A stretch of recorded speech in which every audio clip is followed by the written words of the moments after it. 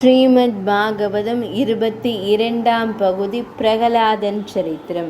ஸ்ரீ விஷ்ணு புராணத்திலிருந்து. பூர்வத்திலே மிகவும் பராக்கிரமம் உடையவனும் அன்னை திதி தேவியின் மைந்தனுமான இரண்யகசிபு என்ற ஒரு அரக்கன் இருந்தான்.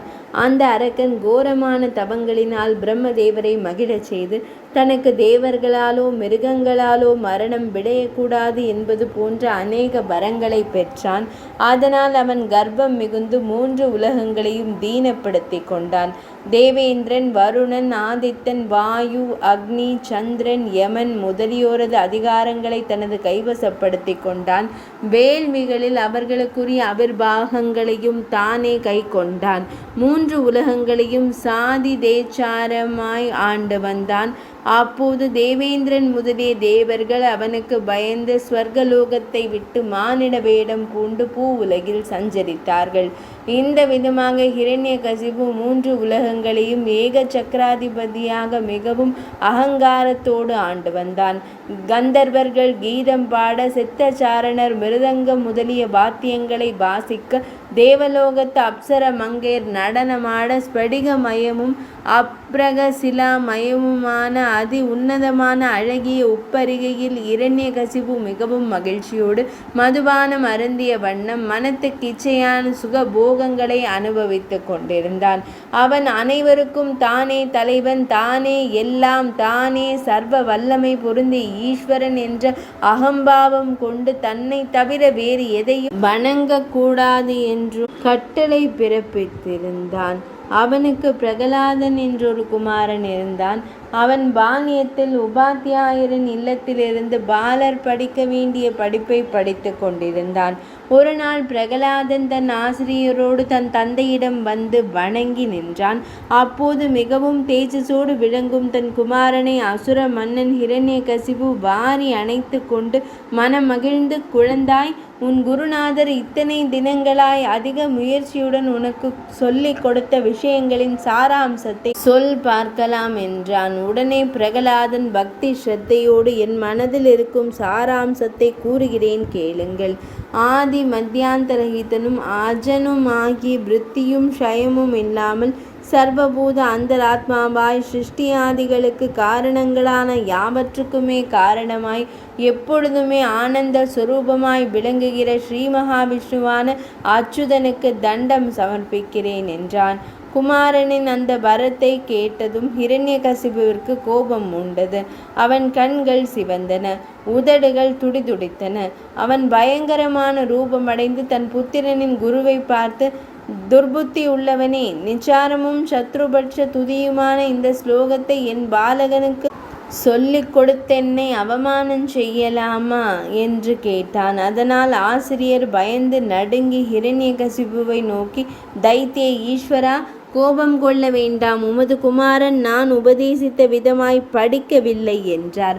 உடனே ஹிரண்யகசிபு தன் பாலகனை நோக்கி, பிரகலாதா, உன் உபாத்தியாயர் இப்படி உனக்கு உபதேசிக்கவில்லை என்று கூறுகிறாரே, இப்படி யார் உனக்கு போதித்தார்கள் என்று சினத்துடன் கேட்டான்.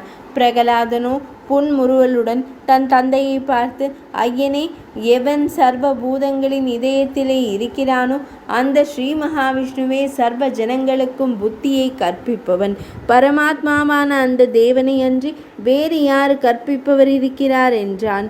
இரணியனுக்கு கோபம் முற்றியது. அவன் தன் சின்னஞ்சிறு பாலகனான பிரகலாதனை கடிந்து நோக்கி, துர்புத்தி உள்ளவனே, உலகத்திற்கே ஈஸ்வரனான என் கண் முன்னாலேயே பயமின்றி நின்று வேறு எவரையோ அடிக்கடி பயமில்லாமல் துதிக்கிறாயே, அந்த விஷ்ணு என்பவர் யார் என்று கேட்டான்.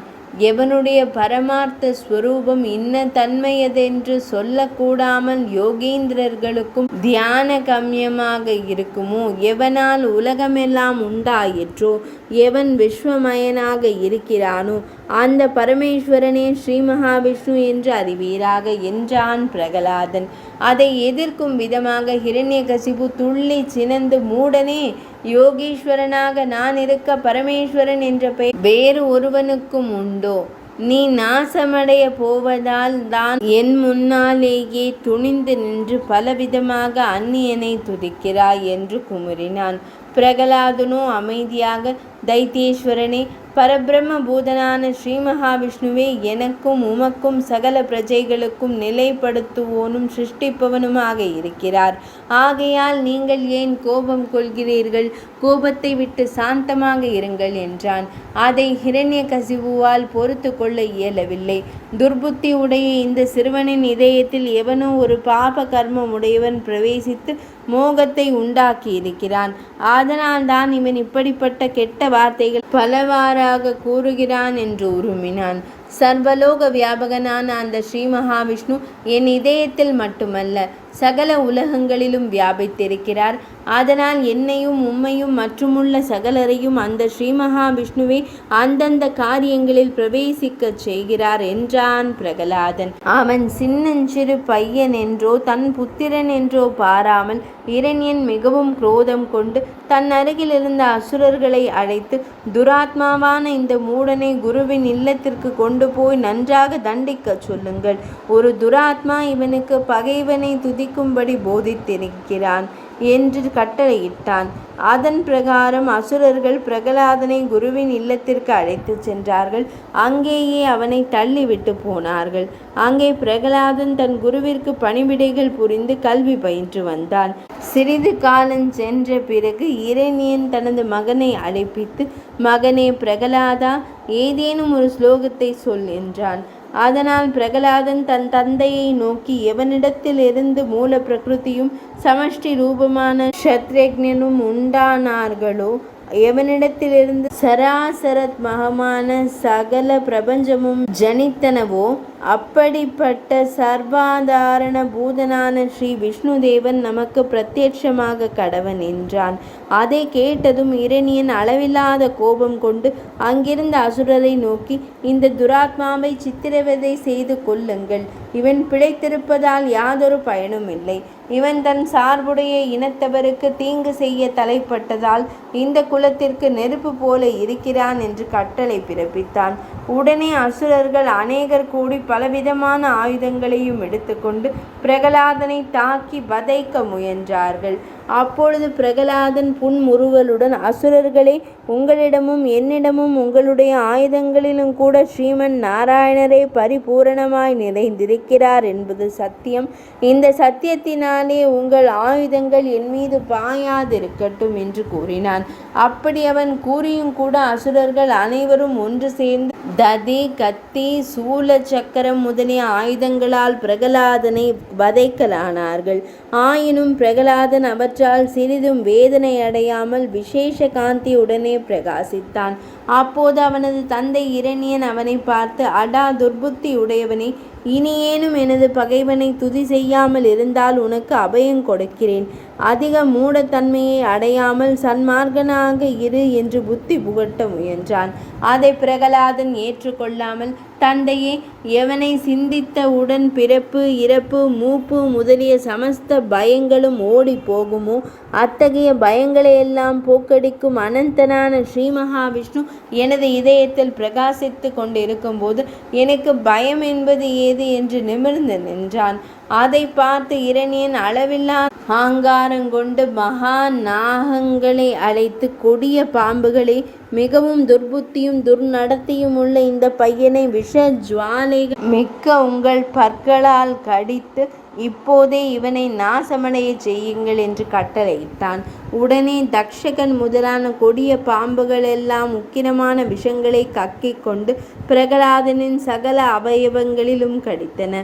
ஆனால் அந்த பாலகனோ ஸ்ரீ மகாவிஷ்ணுவிடம் தன் சிந்தை முழுவதையும் நிலை நிறுத்தி இருந்ததால் ஆனந்த பரவசமாகி அக்கொடிய பாம்புகள் தன்னை அறியாமல் இருந்தான். பிறகு விஷ சர்ப்பங்களான அரவங்களெல்லாம் தோல்வி அடைந்து இரணியனிடம் சென்று, அரசே, எங்களுடைய பற்கள் ஒடிந்து விட்டன, முடியில் இருக்கும் இரத்தினங்கள் வெடித்தன, படங்களிலே மகத்தான தூபம் ஒன்று உண்டாயிற்று, இதயம் நடுங்கியது. இவையல்லாமல் அந்த பாலகனின் தேகத்தில் சிறிதும் சேதம் உண்டாகவில்லை. ஆகையால் எங்களிடத்தில் நீங்கள் கோபிக்காமல் இந்த காரியத்தை ஒழித்து வேறொரு காரியத்தை கட்டளையிடுங்கள் என்று கெஞ்சி விழுந்தன. இரணியன் அப்போதும் குரோதமடங்காமல் திக்கஜங்களை அழைத்து, திசை யானைகளே, உங்களுடைய தந்தங்கள் ஒன்றோடு ஒன்று நெருங்கி மிக கெட்டியாகவும் உக்கிரமாகவும் விளங்குகின்றன. அந்த தந்தங்களினால் அந்த துராத்மாவான பிரகலாதன் மீது பாய்ந்து அவனை கொன்றொழியுங்கள். அரணியில் பிறந்த அக்னியை அந்த அரணியை தகிப்பது போல தைத்திய குலத்தில் பிறந்த அந்த அதமன் தம் குலத்தையே நாசம் செய்பவனாக இருக்கிறான் என்றான். உடனே திக்கஜங்கள் பிரகலாத ஆழ்வாரை பூமியிலே வீழ்த்தி பர்வத சிகரங்களை போன்ற தங்களுடைய தந்தங்களால் பிரகலாதன் மீது பாய வைத்து இடித்தன. அப்படி அவை பாயும்போது கோவிந்த சரணார விந்தங்களையே பிரகலாதன் தியானித்து கொண்டிருந்தான். ஆகையால் அந்த பாலகனது மார்பிலே யானைகளின் தந்தங்கள் பட்டதும் அவை முறிந்து பொடி பொடியாய் போயின. அப்போது பாலகன் பிரகலாதன் தன் தந்தை இரணியனை கண்டு, தந்தையே, வைரத்தை விட உறுதியான திசை யானைகளின் தந்தங்கள் என் மீது பட்டு பொடி பொடியானது என்னுடைய பலத்தால் அல்ல, பாபங்களை எல்லாம் நாசம் செய்யவல்ல ஸ்ரீ ஜனார்த்தனருடைய ஸ்மரண மகிமையினால் தான் என்பதை நினைப்பீராக என்று கூறினான். அதை கேட்டதும் இரணியன் அதிக ஆத்திரம் அடைந்து திக்கஜங்களை அப்பால் விரட்டிவிட்டு தன் அசுரர்களை நோக்கி, தைத்தியர்களே, பாபகர்மனான இந்த பாலகனை கொன்றொழிக்காமல் விடக்கூடாது. காலாக்னிக்கு ஈடான மகா அக்னியை வளர்த்து அதிலே இவனை போட்டு எரியுங்கள் என்று கூறிவிட்டு வாயு தேவனான காற்றை அழைத்து, மாருதனே, அந்த பெரு நெருப்பை உமது காற்றால் ஜுவலிக்கச் செய் என்று கட்டளையிட்டான். அசுரர்களோ மலை போல் விறகுகளை குவித்து அந்த குவியலுக்குள் பாலகனான பிரகலாதன் மறையும்படி அவற்றினுள்ளே அமுக்கி வைத்து நெருப்பை மூட்டி கொளுத்தினார்கள். அப்போது பிரகலாதன் தன் தந்தையை நோக்கி, பிதாவே, பிராண்ட மாருதத்தால் ஜுவலிக்கப்பட்டும் இந்த அக்னி சிறிதளவு கூட என்னை தகிக்கவில்லை. மேலும் நான் கிடக்கும் இந்த நெருப்பு மயமான விறகு குவியலோ 10 திசைகளிலும் நல்ல தாமரை மலர்களை நிறைவித்து அதிக குளிர்ச்சியாக செய்யப்பட்டவை போல் இருப்பதையே நான் உணர்கிறேன் என்று புன்னகைத்தான். இது இப்படி இருக்கும் பொழுது இரணியனுக்கு புரோகிதர்களும் சுக்கிரனுடைய குமாரர்களுமான சண்டன் அமர்கன் என்பவர்கள் இரணியனை நல்வார்த்தைகளால் துதித்து, அசுர ஈஸ்வரனே, உமக்கு விரோதிகளான தேவர்கள் மீது உமது கோபத்தை செலுத்த வேண்டுமே தவிர உமது சொந்த மகனான இந்த பாலகனிடம் உமது கோபத்தை எல்லாம் செலுத்துவது முறையல்ல. இவன் இனிமேலும் சத்ருபட்ச ஸ்துதி செய்யாமல் இருக்கும்படி நாங்கள் இவனுக்கு கற்பிக்கிறோம். பால்ய பருவம் சகல துர்குணங்களுக்கும் இருப்பிடமானபடியால் பாலகனான இந்த குமாரனிடத்தில் கோபிக்க வேண்டாம். நாங்கள் போதிப்பதால் இவன் ஹரிபக்தியை விடாமல் இருப்பானாயின் இவனை வதைப்பதற்கான துர்செயல்களை நாங்களே செய்கிறோம் என்று வேண்டிக் கொண்டார்கள். அதனால் இரணியன் சிறிது மனமிழகி தன்னுடைய அசுரர்களை ஏவி மகாக்னியின் மத்தியில் போட்டிருந்த பிரகலாதனை வெளியே இழுத்து வர செய்தான். மறுபடியும் குருகுலத்திற்கே செல்லும்படி பிரகலாதனுக்கு இரணியன் கட்டளையிட்டான். அதன் பிறகு குருகுலத்தில் பிரகலாதன் வசித்து கொண்டிருந்தான். அங்கே அவனுடைய குருவானவர் பாடம் போதிக்காத சமயங்களில் பிரகலாதன் தன்னோடு படிக்கும் தைத்திரிய பாலகர்களான அசுர சிறுவர்களை அழைத்து அமர வைத்து அவர்களுக்கு விஷ்ணு பக்தியையும் உண்மையான ஞான மார்க்கத்தையும் உபதேசித்து வரலானான். தைத்திய பாலகர்களே, பரமாத்மாவான விஷயத்தை உங்களுக்கு உபதேசிக்கிறேன், கேளுங்கள். என் வசனங்களை பொய்யாக எண்ண வேண்டாம். ஏனென்றால் நான் பொருள் மீது ஆசை வைத்து இதை உங்களுக்கு உபதேசிக்க வந்தவனல்ல. ஆகையால் நான் கூறுவதை நம்பி கேளுங்கள். மனிதன் பிறந்தவுடன் பால்யமும் யவ்வனமும் அதற்கு பிறகு தடுக்க இயலாத கிழத்தன்மையும் வந்து கடைசியில் மிருத்யுவான மரணத்திற்கே வசமாவான். தைத்திய பாலகர்களே, மனிதர்களிடம் இவையெல்லாம் உண்டாவதை நீங்களும் நானும் கண்ணெதிரில் கண்டிருக்கிறோம். இது மட்டுமல்ல, மரணமடைந்தவனுக்கு மீண்டும் பிறவி உண்டாவதும் மெய்யே ஆகும். இதற்கு ஸ்ருதி ஸ்மிருதி முதலிய சாஸ்திரங்களே பிரமாணங்களாம். அவற்றை நீங்களும் கற்றறிந்திருக்கிறீர்கள். இந்த தேகம் பிறப்பதற்கு காரணம் பூர்வ ஜென்மத்தில் செய்த பாவ புண்ணியங்களோடு கூடிய ஸ்திரமான ஆன்மாவே அல்லாமல் வேறு காரணம் அகப்படாமையால் சுக்கில ஸ்ரோணிதங்களுக்கு ஆளாவதான ஆன்மாவே முக்கிய காரணம். ஆகையால் மனிதனுக்கு கர்ப்பவாசம் முதல் சரீரம் விழும் வரையிலும் சர்வ அவஸ்தையிலும் துக்கம் ஒன்றுதான் நிச்சயம். அன்னபானாதிகளாலே பசியும் தாகமும் தீருவதும் அந்தந்த உபாயங்களாலே சீத உஷ்ணாதி உபத்திரவங்கள் விலகுவதையும் கொண்டு அதையே சுகமென்று எண்ணுவது உண்மையில் அவிவேகமே ஆகும். எது எப்படி எனில் அன்னபானாதிகளை சம்பாதிப்பதற்காக செய்யும் பிரயாசையினால் உண்டாகும் துக்கங்கள் சொல்ல தரமல்ல. இது அன்னாதிகளால் அஜீரணமாகும் போது எத்தனை துக்க ஹேதுவாகின்றன. இதற்கு உதாரணம் கேளுங்கள். வாத தோஷங்களால் மரத்திருக்கிற அங்கங்களை உடையவர்களும் வதைப்பதாலேயே தேக சுகத்தை விரும்புபவர்களும் அவர்களுடைய உடம்பை குத்துவதும் கசக்குவதும் பிசைவதும் மிதிப்பதும் அடிப்பதுமே சுகமாக தோன்றுகின்றன. காம யோகிகளாக இருப்பவர்களுக்கோ ஊடலும் கூடலும் காமினி சரண தாடனமுமே சுகமாக தோன்றும். இப்படியாக துக்க ஏதுக்களில் சுகப்பிராந்தி உண்டாயிருப்பதை காண்பீர்கள். இதுபோலவே மாமிச சிலேஷ்ம மல மூத்ராதி மயான உடலில் சௌந்தர்ய சௌகுமாரிய சௌரபிய காந்தி முதலான குணங்கள் உண்டென்று நினைப்பதும் வெறும் மனப்பிராந்தியை தவிர வேறு அல்ல. இரத்த மாமிச சிலேஷ்ம மல மூத்திர மச்ச ஸ்நாயு அஸ்திகளின் சமூகமாக இருக்கும் தேகத்தின் மீது பிரியம் வைப்பவன் நரகத்திலேயும் பிரியம் வைக்கலாம். குளிரினால் நெருப்பும் தாகத்தினால் தண்ணீரும் பசியினால் அன்னமும் சுகமாக தோன்றுகின்றன. குளிரும் தாகமும் பசியும் இல்லாத போது அக்னியும் தண்ணீரும் அன்னமும் துக்க ஹேதுக்களாகவே இருக்கும். பிள்ளைகளே, மனிதன் எவ்வளவு தன தானிய ரத்னாதிகளை கிரகித்து கொள்கிறானோ அவ்வளவையும் துக்கம் என்று நினைக்க வேண்டும். மனிதனின் மனதுக்கு பிரியமான புத்திர மித்திர களத்திராதி சம்பந்தங்கள் எத்தனை சம்பாதிக்கிறானோ அத்தனையும் இதயத்தில் தைத்த ஆணிகளைப் போலவே இருக்கும். மனிதன் எவ்வளவு தூரத்தில் இருந்தாலும் அவனுடைய இதயத்தில் இருக்கிற தன தானிய ரத்னாதிகளை நாசமும் அக்னி உபாதையும் கோர உபாயமும் இல்லாமல் ஸ்திரமாய் பார்த்து கொண்டே உள்ளன. இல்லத்தில் கள்வர் பயமில்லாமல் இருந்தாலும் இருதயத்தில் பொருட்கள் இடத்திலுள்ள ஆசையால் அவை உண்டாகி கொண்டே இருக்கின்றன. மேலும் பிறக்கும்போது அனுபவிக்கிற துக்கத்தை போலவே மரணத்திலும் துக்கம் உண்டாகிறது. பிறகு யம வாதனையிலும் மகா துக்கமே உண்டாகும். கர்ப்பவாசத்தில் கொஞ்சமேனும் சுகம் இருக்குமோ என்று நீங்கள் சொல்லுங்கள். எனவே எங்கும் சுகமில்லை. ஆகையால் ஜெகமெங்கும் துக்கமயமாகவே இருக்கிறது.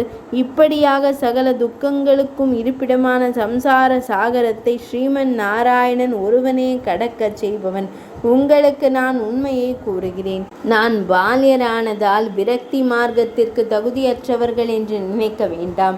பால்ய யௌவன ஜரா மரணாதி அவஸ்தைகள் உடலுக்கே அன்றி ஆத்மாவுக்கு இல்லை. உடலில் ஆன்மாதான் ஜனன மரணாதி ரகிதனாய் சாஸ்வதனாக இருக்கிறான்.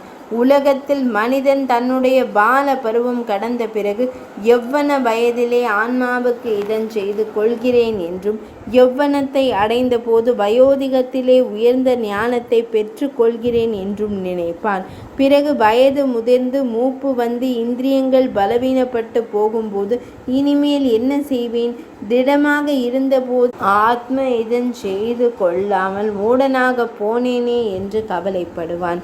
இதுவும் அல்லாமல் துராச்சார மோகம் கொண்டு ஒரு நாளும் உயர்வான மார்க்கத்திற்கு உரியவனாக மாட்டான்.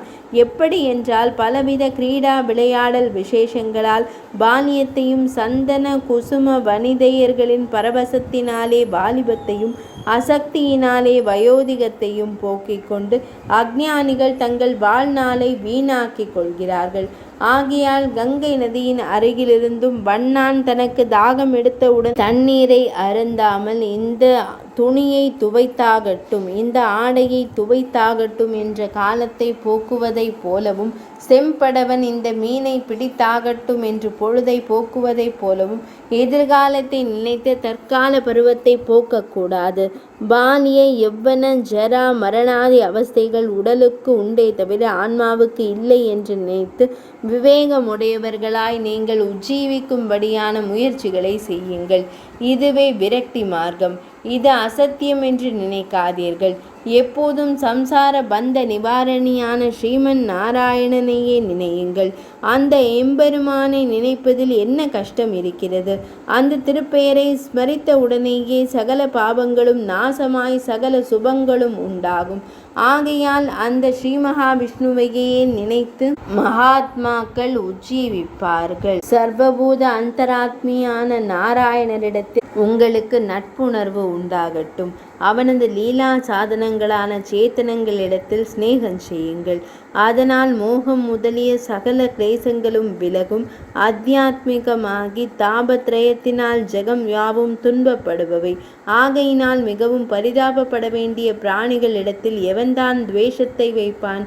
ஒருவேளை செல்வம், கல்வி, பலம் முதலியவற்றால் தன்னை விட சகல ஜீவர்களும் சகல பிராணிகளும் செழிப்பாக இருப்பதாகவும் தான் ஒருவனே அப்படி இல்லாமல் சக்தி ஈனனாக இருப்பதாகவும் மனிதன் நினைத்தானால் அப்போதும் துவேஷம் பாராட்டாமல் மகிழ்ச்சியாக இருக்க வேண்டும். துவேஷம் செய்வதனால் ஹானியே ஏற்படும்.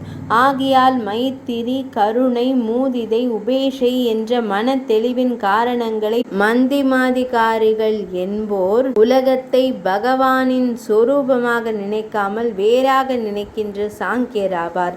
இனி உத்தமாதிகாரிகளின் கருத்தை கூறுகிறேன், கேளுங்கள்.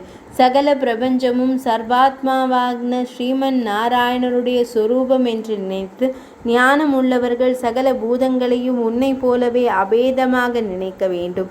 ஆகையால் நானும் நீங்களும் அசுர சுபாவத்தை விட்டுவிட்டு பெரும் ஆனந்தத்தை பெறுவதற்கு முயற்சி செய்வோமாக. சூரியன், சந்திரன், வருணன், இந்திரன், வாயு, அக்னி முதலானவர்களாலே ஒரு பேரும் இல்லை. இதற்கு என்ன செய்வது என்றால் தேவ, அசுர, யக்ஷ, ராட்சச, கிண்ணர, பன்னகாதிகளாலும் மனுஷ்ய, பசு, பக்ஷி, மிருகங்களாலும் அதிகாரம், ஜுவரம், கூன்மம் முதலிய மகா ரோகங்களாலும் ராக, துவேஷ, லோப, மோக, மதம், ஆச்சரியங்களாலும் எது நாசம் செய்யப்படாததோ அப்படிப்பட்ட பரமானந்தத்தை பெறுவதற்கு ஸ்ரீ கேசவனது திருவடிகளில் இதயத்தை நிலைநிறுத்த வேண்டும். இதனால் சுகமடையலாம். ஆகையால் ஆச்சாரமான சம்சார மார்க்கத்தில் உண்டாகும் தேவ, மனுஷ்யாதி சரீரங்களுக்கு உரிய ஸ்வர்க்க போகங்களுக்கு ஆசைப்பட வேண்டாம். உங்களுக்கு நான் வலுவில் வந்து நன்மையானவற்றையே கூறுகிறேன். சர்வபூதங்களிடத்திலும் சமத்துவ புத்தியுடன் இருங்கள். சர்வபூத சமத்துவந்தான் அச்சுதனுக்கு செய்யும் ஆராதனையாகும். சர்வநாதனான விஷ்ணு பெருமான் பிரசன்னமானானேயாகில் துர்லபமான பொருள்களை என்னதான் இருக்க இயலும். ஆனாலும் தர்மார்த்த கர்மங்களை பிரார்த்திப்பது நல்லதன்று. அவை அற்பங்கள். அவைகளினால் பயன் என்ன? மோட்சத்தையும் விரும்ப வேண்டாம். ஏனென்றால் நன்றாய் பழுத்த மாமரத்தின் அருகே சென்றவனுக்கு தற்செயலாய் பழம் கிடைப்பது போல பரபிரம்மனான அனந்தன் என்ற மகா கல்ப விருட்சத்தை அணுகியவனுக்கு மோக்ஷானந்தம் என்கிற பலன் தற்செயலாகவே கிடைத்துவிடும். இதில் சந்தேகமில்லை என்று பாலகன் பிரகலாதன் கூறினான். 22ஆம் பகுதி நிறைவடைந்தது.